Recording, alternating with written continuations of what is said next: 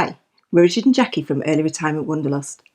Being early retired is pretty fantastic. We have the freedom and flexibility to do whatever we want, but we do have to be really mindful about money and how we spend it because it is quite limited. So what we want to do in this video is to take you through our top 5 ways in which we keep to our early retirement budget, but without missing out at the same time.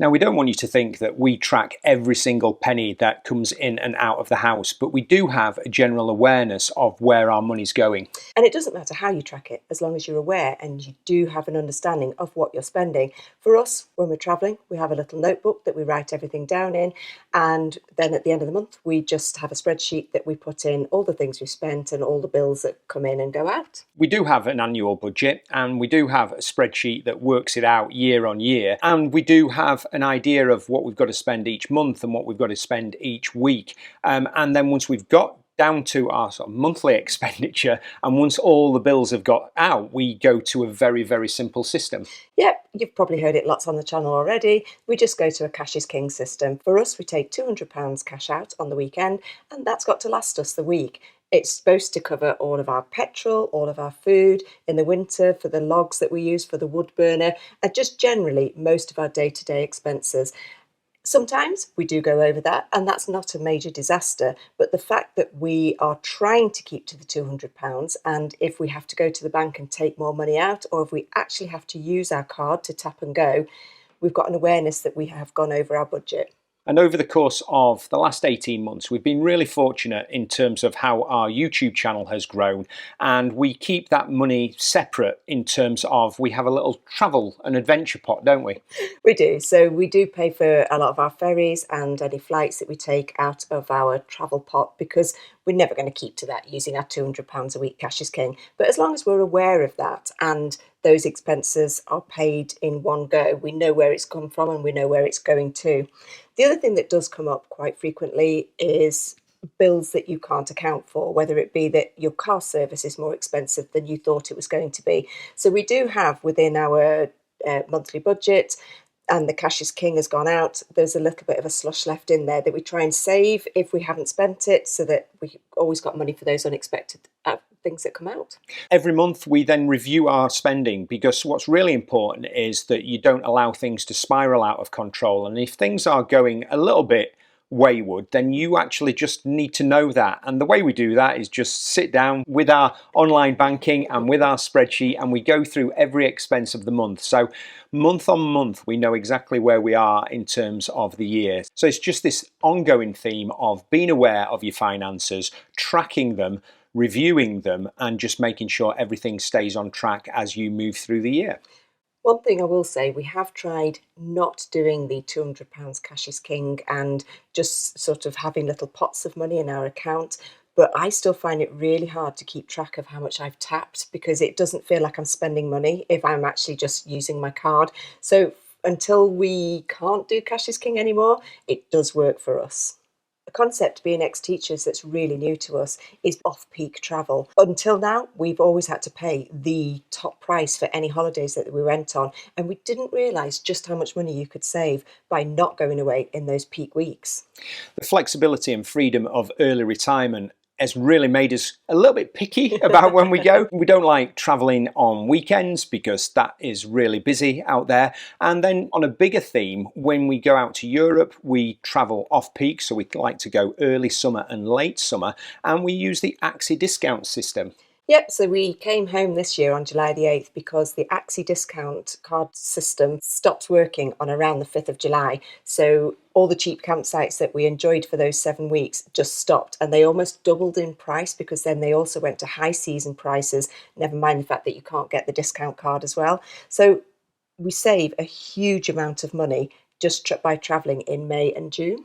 And in terms of non-campervan travel, flight prices, wow, what a difference. So last year we went on a family holiday trip to Florida. And again, before now, we've only ever been able to do that in the school summer holidays, and the flights were extortionate. We managed to, because we're really retired, juggle and leave on a weekday so that we could get the cheapest flights possible that go into Tampa Airport. And yeah, it saved us probably half the amount of money. And we also last year had an amazing adventure out to Thailand. We've never been to the Far East before. It's a long way. The flights are normally really expensive. We were really tightwads, really, in terms of we looked at when the monsoon season ended. And I think we went out maybe about sort of 3 days later, as if the taps get automatically turned off. But it worked for us because we were out there on cheap flights and the accommodation was so much better value. Yeah, we didn't realise that at the time. We went in late October and November, which is really, really early season for Thailand once the monsoon stops. And we were getting accommodations for around £30 a night. Whereas the same accommodations, if we'd gone in January, February, which is their peak season, almost tripled, maybe even quadrupled in price. And we didn't realise how much money we'd saved by doing that. And it was actually a really cost effective holiday, even though we felt like we were being really indulgent travelling that far away. So by travelling off peak, our little travel pot that we referred to a few moments ago just goes that little bit further, and you can have so many more adventures and adventures to new and varied places. Growing up in the 1970s in very modest circumstances, we learnt so much from our parents in terms of how to make the money go that little bit further. And we actually put a video out a couple of months ago about what we've learnt from our parents' generation that we can now apply into our own lives in terms of making do and mend. One of the things that we've really learned, particularly from my family, as my dad was a chef, is to think about batch cooking. So when we do make our shopping list and we buy all our ingredients, we will buy maybe double of everything so that we can do a huge batch cook, freeze lots of meals from it, so that we've always got one, food in the freezer that we can have quick meals, and two, it just makes our money go that little bit further.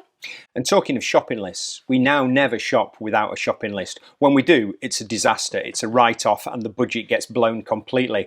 We create the shopping list at home. We go through the cupboards and the fridge and freezer to see what we've got in.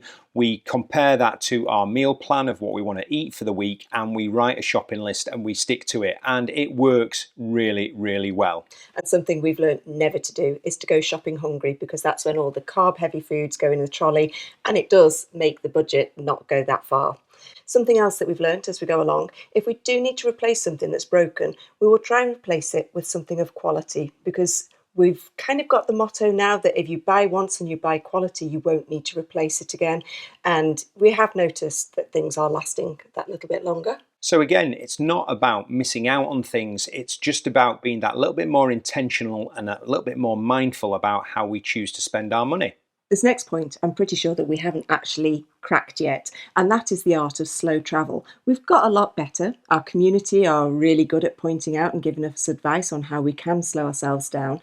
And we are now trying to make sure that when we travel, we don't move on as much. We're always conscious that there's so many things we want to see and we just keep moving on and moving on, but we have got better. And one of the things we've noticed about slow travel is it's considerably cheaper relative to actually staying at home. We always joke with each other, whenever we come home, we just seem to be spending money hand over fist, because there's always those temptations of having things for the house or things that you've got to buy from town. Whereas when we're on our travels, we really don't do that much shopping. You know, it's all about food and just keeping ourselves going. So life on the road actually works out at being much cheaper, and it's much easier to keep on budget when we are on our travels, which is a great excuse for travelling loads. And slow travel means that we're not actually using that much petrol either. That's the bit that we still need to suss. We don't want you to think that living on an early retirement budget is all about missing out and frugality, because it's not. We do have our treats. We have the opportunity to travel and travel when we wish, but we also have the opportunity to treat ourselves to smaller things, but we just need to do that a little bit more intentionally and a little bit more planned. Yeah, so when we were working, I think probably because we couldn't be bothered to cook, we would go out and eat meals quite frequently, and it didn't feel like we were enjoying it. It was just a way of us being able to get food quickly and easily. Whereas now we really look forward to and plan if we're going to go out for a meal. And it is seen as a real treat and we really enjoy it. It's a real intentional moment. And we quite often will go out and treat ourselves to coffee and cake and sit and watch the world go by. But it does feel like it's something that's a treat. It's not just something that we do because that's what we do. So that's it from us for this week. We genuinely believe that early retirement is more than simply counting the pennies. It's about being intentional about how we spend our time and our money to live the most fulfilled early retired life that we possibly can.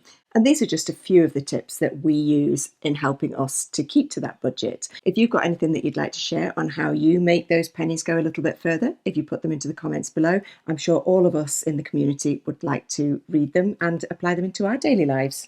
And in next week's video, we're going to take this on one more notch. So instead of looking about how to stick to our budget, we are going to look at ways that we have reduced our budget on a month-by-month basis. So that's coming up next Thursday. But until then, we'll see you later. Bye-bye. Bye.